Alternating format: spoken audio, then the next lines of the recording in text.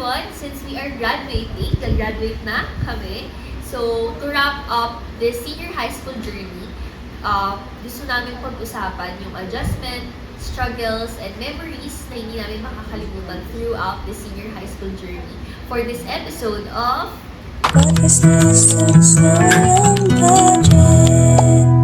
I'm Kian. I'm Angelica. I'm Christian. I'm Rohan. Yon. So, before we start this episode, gusto ko munang tanungin since lahat kami dito ay STEM students. So, bakit nga ba tayo nasa STEM o bakit nga ba STEM yung pinili nating strand? Yes. So ako, nag-STEM ako. Hindi ko sure kung bakit pero undecided talaga ako sa course ko. Then, nakapasa ako ng entrance exam. So, tinuloy ko na yung STEM. Dapat pala, yung nag-games na lang ako. Pero, STEM na May regrets. Hanggang ngayon, tinatanong ko pa rin sa sarili ko ba't ako nag-STEM. Kasi pumasa ako, kaya pumasok na ako ng STEM. Oo, Sayang, diba? chance. Diba? Tsaka kasi parang pag undecided ka, pinaka-best option na piliin mo talaga is STEM. Parang sobrang daming opportunities pag sinabi mong STEM. At tsaka kasi, for me, nung nagpipili ako ng bukod sa required siya sa course, siya yung pinakamagandang pakinggan sa lahat. Pag STEM kasi maangas Oo, tsaka meron kasing dun parang merong, Comparison. merong talagang thought, shock, STEM student to. So parang sabi ko, para maangas, mag-STEM ako. Kasi Rowan, ba't siya nag-STEM? Oo nga, bakit? Mag-ano kasi ako, mag-engineering ako. It's yung main reason lang naman kaya nag-STEM kasi required. Required lang. Oo. Para for cloud lang. Oo. Mema lang, maangas lang, para lang Maangas kasi maangas. STEM Yung ganon. Parang engineering. Oo. Bakit lakas mo pag ganun? Oo, tsaka yun nga, parang lahat ng practical jobs and opportunities nasa Sa STEM, STEM talaga. kaya nag-STEM. So, ayun naman, pag-usapan naman natin yung unforgettable memories. Yan, siguro mag-start tayo ng unforgettable memories kay Rohan. Ano siguro, nung PR kasi namin, diba, pumunta kami sa house, mag-experiment kami. Pero, nung time kasi na yun, class hours pa, kaya hingi kami ng gate pass. Pero yung sa guidance kasi, napaka-stricto, parang ayaw nilang Ayaw palabas. pumasok.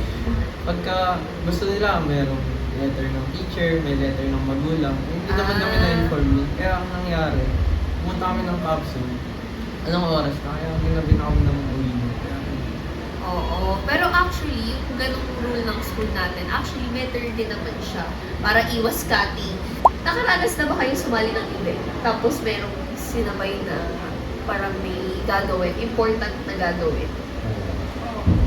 Sa...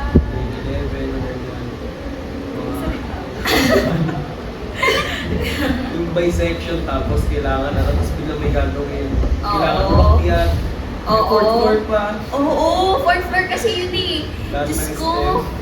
meron pa yun na parang kasi minsan din, na sumasabay din yung dyan din nagsisimula yung conflict Yung conflict ng section. Yung parang sa sobrang pressure nyo lahat. Talagang, oo. lalabas na sa Oo. section. Diba? Kasi nga, graded, mostly graded. Nakaranasan nyo ba yun? Yung sa, ba yung mga graded natin? Speech choir. Yun. Akala ko, Sa KP. mananalo kami. Alam mo pa, may Parang nagsabi pa na makaka-please. sabi, di ba, first tayo, tapos sabi na ang lakas ng nung trono, maya-maya, umiyak na yung mga trono, wala. Unplaced na. Kami yung natanggal dun sa dalawang section na, Hoy, ang pero galing. promise, nung nangyari yun, actually kasi, during the preparation, kasi ganito yan di ba? Tabi-tabi yung tatlong section. Pagdadaan kami, talagang yung nagsasara sila ng mga kortina, sabi ko talaga, Ano pa yan? ano pa yung kortina nila, yung hindi talaga visible kasi itim. Itim. Sabi ko talaga, wow, nakakahiga pa ba sila sa loob? Tapos, maglalabas ng props yung trono. Lalabas nila yung mga, sabi ko, shucks, may malaki silang pinto. Sabi ko, Malaki. Halo pa. grabe. Sayang ang Sayang, Sayang, hindi naman natin effort yung damit natin na white t-shirt. Pwede na yun pang uniform. Tapos may mga sulat-sulat. Ano ba yan? Grabe. Binutas-butas pa namin mga white t-shirt Binutas-butas namin. pa. Pero during those events, nag-aaway-away sa siya. Siyempre. Siyempre, hindi mawawala yan eh. Tapos Hindi hindi ko uwi kompleto agad, yung hindi ano. na perfect yung ganitong step. Abutin na 7. Ay, sorry. Ganyan. Ako kasi ganun din. Kasi nung sa section namin, ako yung leader. Ay. Hindi naman. Kaya hindi niya danas. Hindi niya danas. Ako yung strict. Tapos super strict. Yung meron pang times na parang i-insultohin mo sila. Ganun talaga. Hindi ko alam. Umayos talaga yung Oo, meron pa yung nag-aaway. Sa amin kasi, nagkaroon ng away. Ako kasi yung leader, pero mabait ako. Sabi ko, ay, Alam- bakit parang may mga, Wala, yung yan. mga tao sa behind the camera, may mga reactions sa. That time kasi, sabi ko, pag nanalo tayo sa speech or nakapunta tayo sa next level, ilibre ko kayo ng pinato. Hindi na, Yes. lahat yung 50 yun. Oo, lahat sila merong libreng binato. That time, nagpa-practice kami sa court. Alam niyo yung may mga ano kasi, meron talaga mga estudyante yung naglalaro. Di ba nagbabal? May dadala ng bola. Oo, sa court, Sa nagdadala ng basketball. bola. Imbis Parang na, si Rizal isang ganyan. ayan. O, di ba, natatamaan siya. Natamaan yan. Ba't naman sinasabi? Sa pool yard. So, since this is the wrap up, hindi pa tayo, graduating pa lang pero feeling ko naman, may mga lessons na tayo matutunan and parang realizations during our senior high school. As in, feeling ko sobrang dami mo na. Sige, siguro simulan natin kay Rohan. Yan. Ano ba? Ano yung lessons na feeling mo tumatak sa'yo or realization na tumatak sa'yo this senior high school? Siguro. Wala siya natutunan dahil. Hindi natutunan niya Nape-pressure si Rohan! Nape-pressure siya! Natutunan niya na junior high.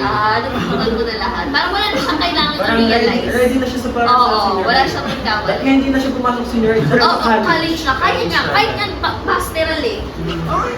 Diba? Grabe naman yun.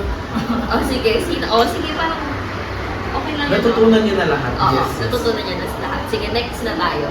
Ikaw. Siguro kailangan mo pumili na matinong tao. I-manage mo yung time mo na maayos. Tsaka, wala na rin. Siguro, sige, sa akin. Sige, si Crisan muna. Sige. Kailangan buwasan yung procrastination natin. Oo. Pagiging tamad. Tapos yung time nga sa mga subject, Oo. magsabay-sabay yun. Feeling ko naman, siguro sa akin naman, is yung importance ng choices.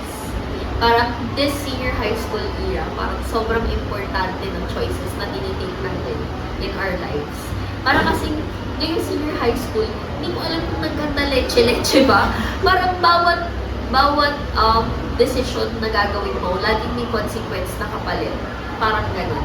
And parang yung na-realize ko is that nandito na tayo sa reality, parang kailangan na nating mas i-level up yung ginagawa natin before. Parang dito, mas kailangan na natin mag-adapt, marami na tayong kailangang baguhin, and yun nga, yung tamang pagpili ng tao. Feeling ko nasa pagpili din talaga yun ng circle mo eh.